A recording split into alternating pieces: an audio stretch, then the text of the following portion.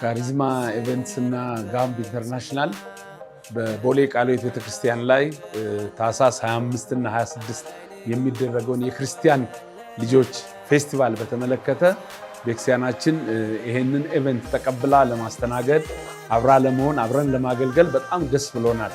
ስለዚህ ወላጆች ይሄ በጣም የማይገኝና በተወሰነ ጊዜ ብቻ የሚመጣ እድል በመሆኑ ይሄንን እድል ተጠቅማችሁ ልጆቻችሁን ይዛችሁ በመምጣት በቦሌ ቃልዮት ቤተክርስቲያን ላይ የእግዚአብሔርን ጸጋ እንድንከፋፈል ልጆችም የማይረሳ ነገር ይዘው እንዲያድጉ በህይወታቸው በእውነት ይሄ አዲስ ነገር ነው ብለው የሚያድጉበትና ምናበረታታበት ፕሮግራም ስለሆነ ሁላችሁም ወላጆች በዚህ አካባቢ ያላችሁ በእኛ ግቢ ውስጥ ያላችሁ በሙሉ በእነዚህ 2 ቀን ተገኝታችሁ የበረከቱ ተካፋይ እንድትሆኑ ጥሬን አስተላልፋለሁ።